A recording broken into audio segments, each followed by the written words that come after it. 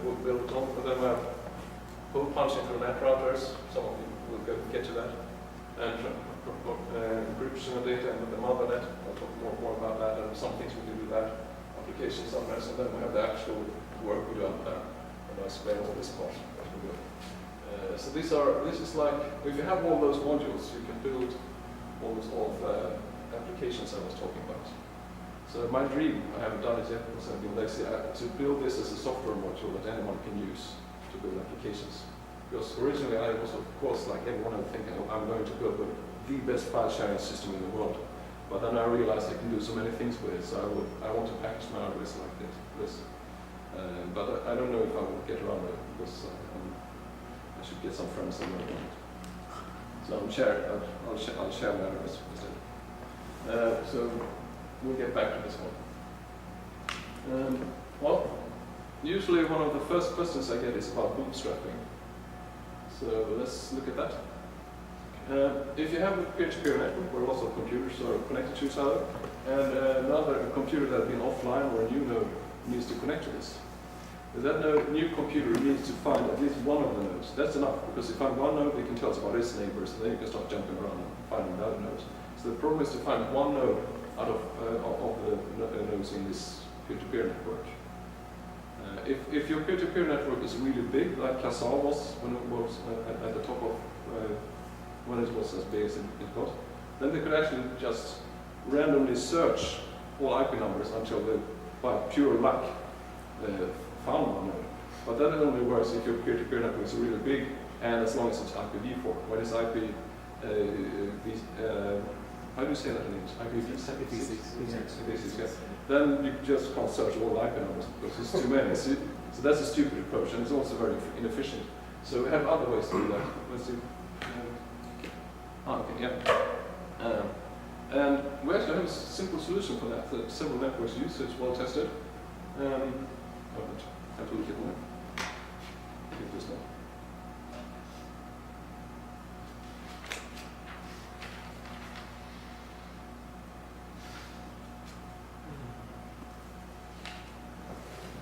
Okay. The old solution is to have some servers, and those servers take part in the network, at least as kind of can be passive part or so. And you connect to those servers, and they tell you where the other nodes are. Those servers have different names: reflectors, start servers, well, you name it. And they could, of course, be reachable over the DNS system, but you have a name for them, so you don't need to know their IP number. But that's server-based. That means you have to either have a working DNS system, or you have to have a bunch of servers running. And that's not bad, because they can crash, they cost money, they can be sabotaged, or like in Sweden, the police comes and fetches them sooner or later. Well, in Sweden, the radar computer centers often work. They always done that since the 80s. So we want a serverless approach to that. And then we use something I call a start list. I don't know what the other guys call it, but we have to think this backwards. If you have a node that's already part of the network, then while it's online, it can collect addresses to other nodes. And it just doesn't collect it from any node. It collects those nodes that are online often and much with the same IP number.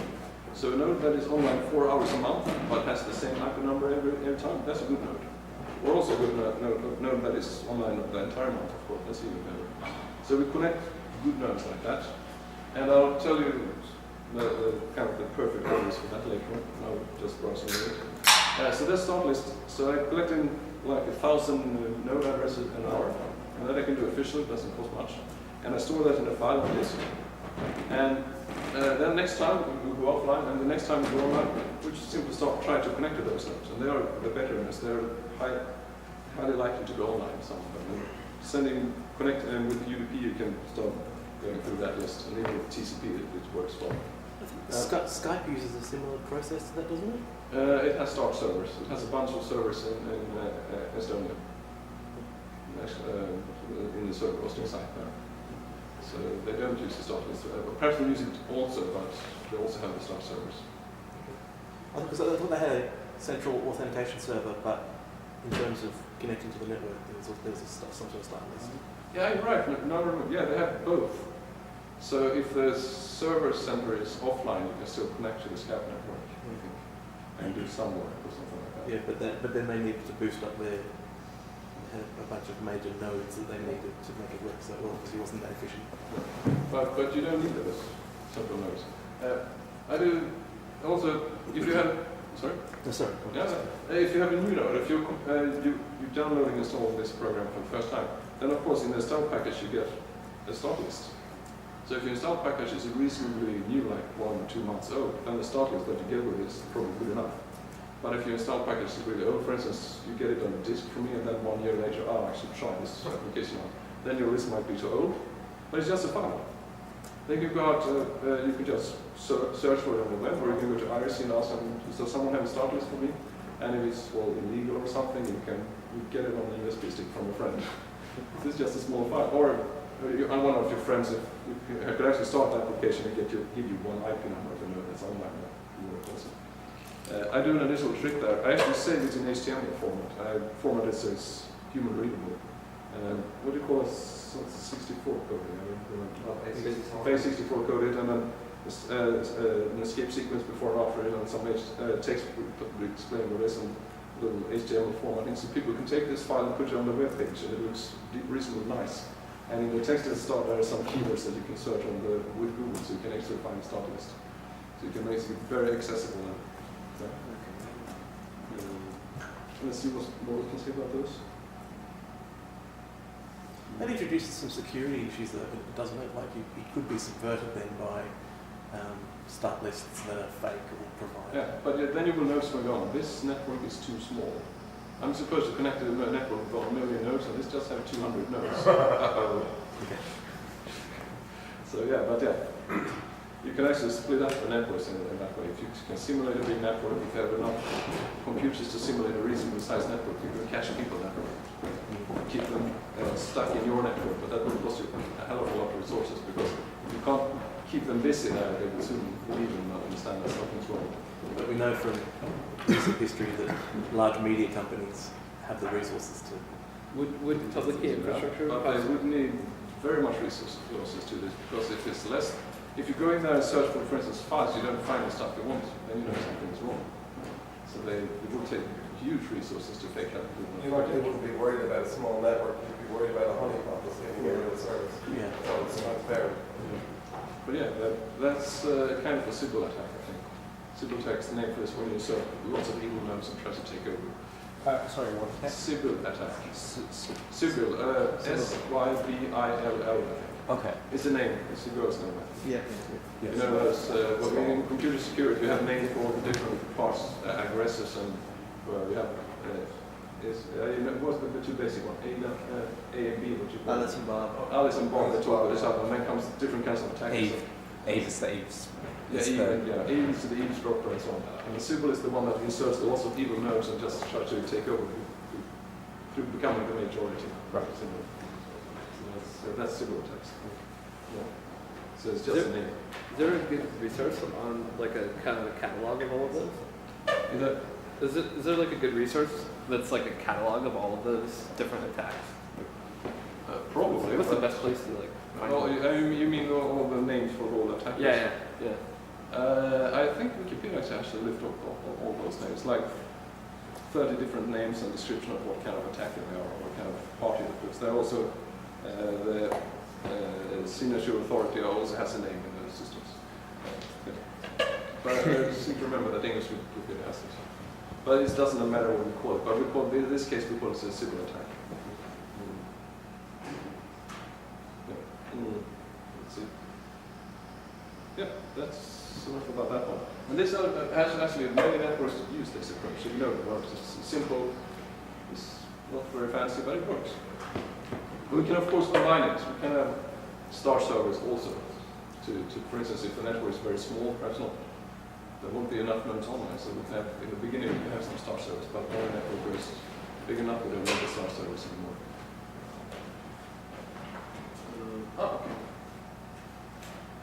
Something that university researchers, those who do their doctorate and stuff, they forget about this because about internet problems, because they are working with computers that are online 24/7, have high bandwidth, and almost never crashes because they run Unix, they don't run Windows. Or they never go past the simulation network. Yeah, even that, yeah. Even worse. Yeah. So their algorithms usually, they don't work in real life, but since I'm an old engineer, been on the internet since 1991, I think, I've experienced all these problems firsthand, so my simulations are really, really evil. For instance, we have a high node churn. There's home computers, they can't go online and offline, or online just with now and then. And they also suddenly disappear. They don't log out and tell the neighbors, now I'm leaving. No, they just disappear because power went out or someone just pulled the power switch. So we also have NAT routers and firewalls that doesn't allow you to connect in, you can only connect out, which makes things a little complicated sometimes. So we have to do NAT router boot punching and stuff like that to really get into what that is. And then of course we have the worst one that most people don't know about. One of the worst ones, but the one people don't know about.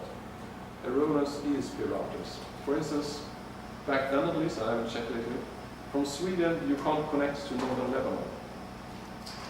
There's no routing between Sweden and northern Lebanon. And that's not because of Israel, right? That's what was the first thought. I traced it for the Israelis are doing something bad. No, there's a router in southern France. All the ESPs in Sweden use the same routing, so apparently everyone has bought the same contract with some French company. And all the ESP internet packets to Israel and Lebanon goes to southern France from the same router. And then over a cable, apparently to Israel and then to Lebanon. And that router doesn't understand the addresses in northern Lebanon, so it doesn't route them, it just get an error message back. So there's no way from Sweden to correct routing until northern Lebanon. And that's actually common, that's a common problem. So some percent, I don't know if it's 1% or 3%, but some part of the internet you can't connect to from your own computer anymore. But you don't notice this because what you normally connect to is web servers and big hosting sites. Like in Scandinavia, almost all of the big web servers are in Copenhagen or in Stockholm. And a few hosting centers connected to the same cluster. And if those aren't addressable, people start complaining. So if a Brazilian can't reach Stockholm, he will complain, and thousands will complain, they will fix that. So we usually don't see that. But for home computers, that's a real problem. That, for instance, to Lebanon, I can connect, I have to bounce over an American server or some Italians, an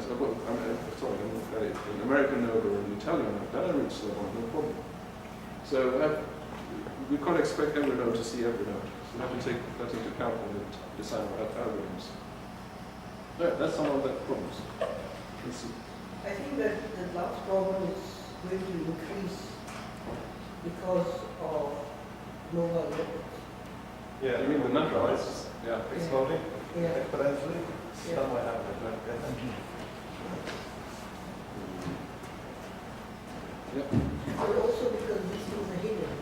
Yeah. Because of the way proxies, the way operators hide, Address translation. yeah, exactly behind. I don't know how we're going to get over that. Well, I think Well, we have moved on to V6 as well. It's going easier to hide. If their NAT routers behave well like the DSL routers at home do, then we can punch holes the most. Actually, when we started doing peer-to-peer stuff in like the year 2000 or 2001, the NAT routers were pretty evil and hard to punch them. But then that became that's such a well-known problem that the Asian manufacturers of DSL routers on purpose made their routers easy to punch them. So they're punch-friendly today. But I think that, But the ISPs are punch-friendly. yeah, but with the operators, I'm not sure this is, for security reasons, they are very aggressive firewalls.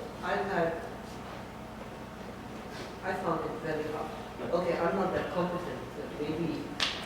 We can't, if they don't receive, if you can't receive incoming connections, then that's not, if it's really blocks that, then there's no way around it, of course. Yeah, the other thing that we haven't got onto yet, but when you look at mobile networks now, particularly LTE coming on, they'll be handing off to Wi-Fi. So on top of those issues, there'll be interim handoffs with Wi-Fi. That's actually not much of a problem. Yeah. If you use the kind of algorithm, if there's IP numbers during the work, it's no problem. Because my networks, actually most of them is as long as the nodes are online on average 10 minutes a time. If they go offline and then come online with a new argument, that's no problem.